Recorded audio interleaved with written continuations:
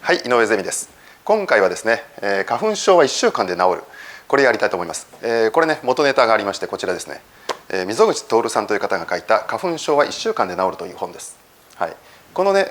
中身のお話を今日はしたいと思います。で、今回はですね、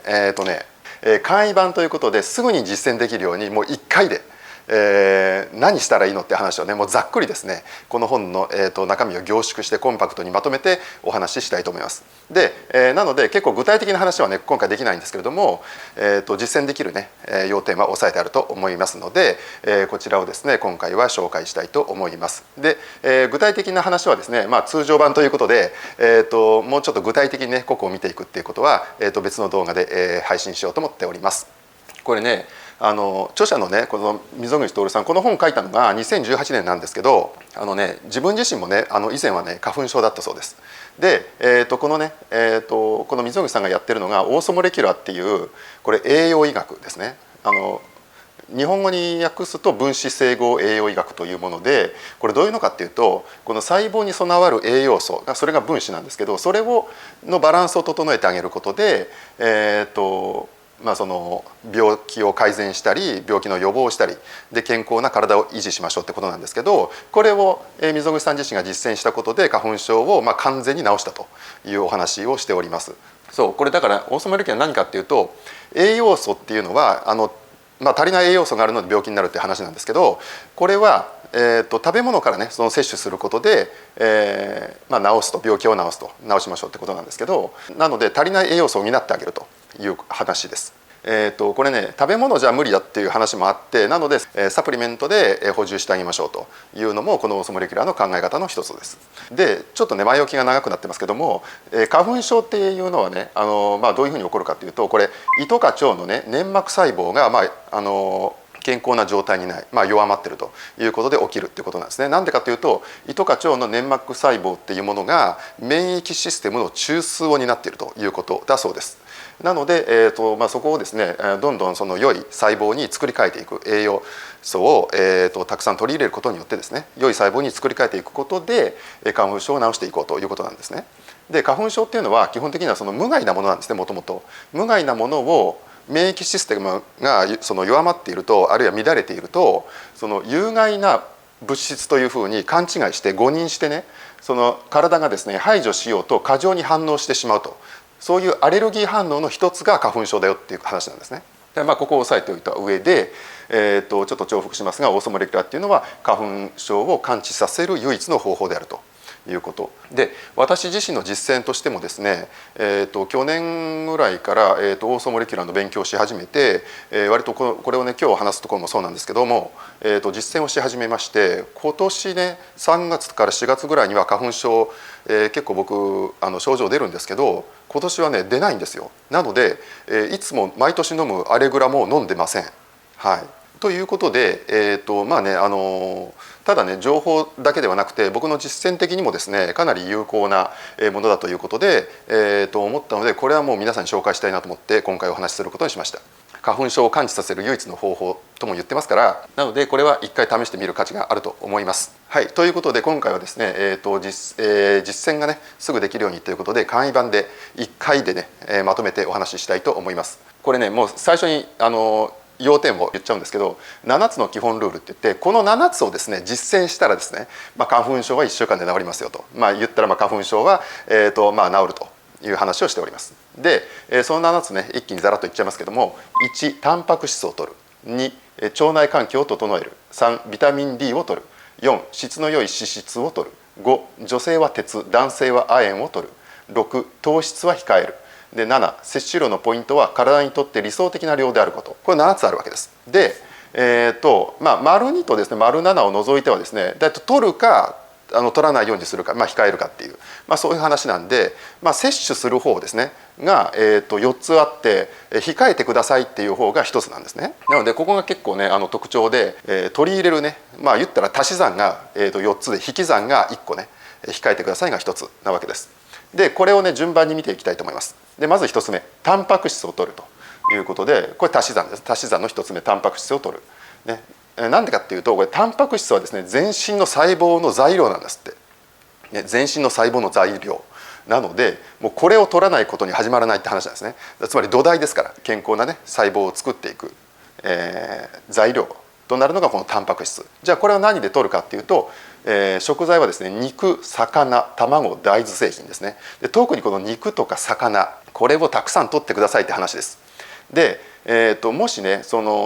タンパク質ですね、吸収の悪い人はサプリメントで補いましょうって話をしてます。でそのサプリメントっていうのはグルタミン酸が配合されたアミノ酸のサプリを取ってくださいって話をしてます。結構具体的ですよね。はい、なのですぐ実践できると思います。これねNG っていうのがありまして、タンパク質の中でも NG っていうのがあって、乳製品は取らないでくださいって話なんですね。乳製品、例えば牛乳とかチーズとかヨーグルト、こういうところからのタンパク質はあまり取らないでくださいと。なんでかっていうと、このね乳タンパクの中に含まれているこのカゼインってやつが、腸内環境を悪化させてこの免疫システムをダウンさせちゃうという、作用があるそうで、なのでこれはちょっと NG なんですね。なのでそれ以外の特に肉とか魚を、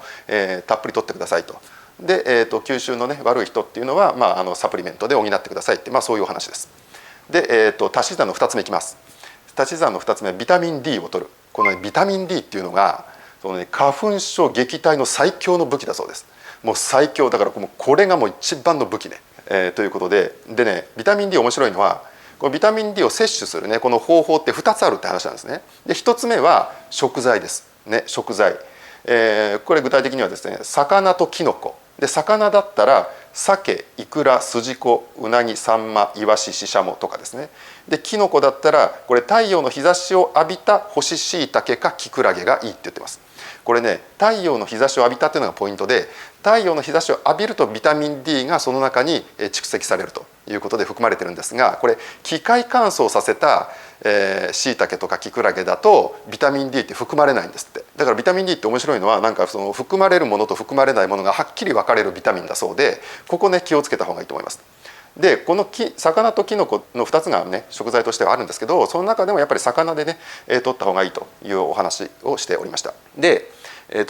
これねもう一つがあって、もう一つの摂取方法って何かっていうと、皮膚に紫外線が当たることで体内で合成すると。ね、だから太陽の光を浴びることで皮膚がビタミン D を生成するということなんですね。でどちらかというとこっちがメインだっていうわけですよ。ね、こっちがメインなので、もう極力ですね太陽の日差しに、皮膚を当ててくださいって話なんですけど、これね今だったらこの紫外線が悪いとかっていうことで、あるいは女性だったらですねこのシミの原因になるとか、あるいは美白ブームとかっていうのがあって、なかなか太陽に当たらない、もう極端に当たらなさすぎて全然こっちが使えないんですね。こっちのビタミン D を作るっていうのが全然できてないっていう話をしてます。ね、だからどっちかというと日本人がちょっと極端なんですね。極端にやりすぎちゃってこっちが全然作られないということがあるそうです。で食材からもですね結構不十分なんですね、摂取するのが。なのでこちらもやっぱりサプリメントで補ってくださいって話をしてます。ね、特に皮膚、ね、なかなか当たらないとか、なんか当たるの嫌だみたいな人はですね、もうサプリメントがいいよって話なんですけど、これ天然に近いものを選んでくださいってことなんですね。でそれどういうことかっていうと、裏のねサプリメントの成分表示のところに 25OH ビタミン D3 と書いてあったら、それが天然に近いものだということなんで、そちらを選んで、くださいということですね。で摂取量どのぐらいがいいかっていうと、取る量ですね、 2000IU、 これ 2000IU ってどのぐらいかっていうと50マイクログラム。これミリグラム、私たちにマイクログラムってあんまり聞きなじみないじゃないですか。これ1ミリグラムが1000マイクログラムなんですけど、ミリグラムに直すと 0.05 ミリグラムなんですって。でめちゃくちゃ少量なんだけど、これが取れてないってことですね。でこれ例えば例えば魚でイワシの 30g の1匹ね、1尾に含まれているビタミン D の量って15マイクログラムなんですって。ね、ここで取ってくださいは50でしょ、50マイクログラムでしょ。だからイワシ3匹ぐらいを毎日食べなきゃいけないんで、それ結構難しいでしょ。ね、なのでサプリメントが必要ですよって。ね、おまけにあんまり太陽の日差し浴びないもんだから、それも加わってるのでサプリメントで補うっていうのが現代人には必要、というお話をしております。ね、かといってねこっちがダメってわけじゃないので、いやむしろこっちでね太陽の日差しを浴びてですねビタミン D 合成やってくださいって話なんですね。だから、そんな長期間やると、またですねなんかいろいろね美白とか肌の、あれを気にする人っていうのは、少しね散歩をする程度に外をですね、歩いた時に、ちょっと日差しに浴びるということはやった方がいいんじゃないかなと思います。はい、ということで足し算の3つ目いきます。足し算の3つ目はですね、質の良い脂質を取る。でこれね要は脂肪分を取ってください、油分取ってくださいってことなんだけど、よくね現代人がですね脂肪の取りすぎは体に良くないっていうふうに思ってる人が多いということを話してまして、これね間違いなんですね。もう正しくはここで言うんだけど、質の良い取っていいどんどん取ってくださいっていう油と、取っちゃダメですよっていう油の2つがあるんですね。なので脂肪の取りすぎは体に良くないというのは厳密に言うと間違いなんですね。だから体に良くない油と体にいい油があるので、体にいい油の方はどんどん取ってくださいっていうことで、これがその足し算の3つ目なんですね。でそれは何かというと、1つ目がこの飽和脂肪酸ってやつですね。でこれはね食材でいうと肉の脂身とかラード、バター、あとココナッツオイルですね。はい、そういうものがあります。で、もう一つがですね不飽和脂肪酸の中のオメガ3系というやつ。これ何かっていうと、青魚の油、しそ油、アマニ油、エゴマ油、くるみだということですね。ちょっと注意しなきゃいけないのは、しそ油とかアマニ油とかエゴマ油って、加熱するとですね、そのオメガ3系のこの脂肪酸の効果が発揮できないようになってしまうので、これは生で食べてくださいっていうことなんで、野菜にねかけるとかいうふうにしたらいいんじゃないかなと思います。で次オメガ6系、オメガ6系っていうのはこれ紅花油とかごま油、コーン油なんだけど、これもね実は必要なんですよ。だから取った方がいいんですけど、現代人これ取りすぎだって話なんですね。なのでオメガ6系は控えてくださいなんですよ。控えてオメガ3系をもっと取ってくださいなんですね。それでようやくバランスがよくなるというお話です。はい、で、取ってはいけない油 NG な油としてはトランス脂肪酸です。これねマーガリンとかショートニングです。で、よくですね商品の成分表示のところにですねマーガリンとかあるいはショートニングあるいはファットスプレッドとかね加工油脂っていうふうに書いてあったら、それトランス脂肪酸ですから、それはなるべく取らないでくださいというか、これは NG ですね。はい、でこれね例えばでどういう食材に入ってるかというと、菓子パンとかケーキとかクッキーとかアイスクリームね、もう大好きな人いますよねもうね。なのでそういうのはもう NG はですよっていうね、取ってはいけない油の方です。だから本当にこれはもう体に良くない油の方ですよね。で一方でこっちの今言った飽和脂肪酸とかオメガ3系っていうのはどんどん取ってくださいっていうね、体にとって良い油ですから、はい、ということです。なので質の良い脂質を取るというのはそういうことね。で、4つ目の足し算としてはですね、女性は鉄、男性は亜鉛を取る。これねどういうことかというと、女性は鉄っていうのは何でかというと、これ生理で、鉄分がですね男性の約2倍出てしまうんですね。はい、なので、女性は鉄不足になりがちなので鉄を補充してください。それから、男性は亜鉛を取ってくださいですね。でこの亜鉛は何かというと、精子を作るのに亜鉛が必要だってことですね。なので前立腺のところにこの亜鉛がすごく豊富にあるそうです。なので亜鉛をどんどん取ってくださいということで、女性は鉄、男性は亜鉛ということなんですね。で鉄だったらですねヘム鉄ってやつを取ってくださいと。これ何かっていうと、レバー、赤身肉、マグロ、牡蠣に含まれています。で亜鉛はですねもう牡蠣としか書いてないです。もう牡蠣一択ですね、もうこうなったら。でこれなんで牡蠣がいいかっていうと、亜鉛がめちゃくちゃ含まれてるというのがあるんですけど、海のミルクと言われていて、他のねビタミンとかミネラル、例えばタンパク質もそうだし、鉄、あとカルシウム、タウリン、それからビタミン A、ビタミン B1、ビタミン B2、ビタミン C、こういうのがですねバランスよくめちゃくちゃ多く含まれてるんですって。なのでもう牡蠣はもう絶対ですね。これはもう絶対これ食べてくださいって感じですよね。で牡蠣はねだからこっちにも入ってるんですよね、鉄の方にも。なのでどっちにも、いけるので、できればね、牡蠣が苦手ではなかったら、牡蠣を、食べるということが、一番おすすめかな。あとレバーですね、鉄分豊富なレバーというものを、食べていただければいいかなと思います。で今見てきたようなのが、4つの足し算なんですけど、1つだけ引き算があります。つまり取らないでくださいっていう引き算があります。これが何かというと糖質です。糖質は控えてください。なんでかっていうと、糖質は諸悪の根源というわけですよ。どういうことかというと、これら全ての効果を全部邪魔するんですね、糖質は。どういうことかというと、腸内環境を悪化させる悪玉菌の餌になっちゃうんですね、糖質が。なのでそれでアレルギー症状を悪化させてしまうということになるので、糖質は控えてくださいということなんですね。でこれね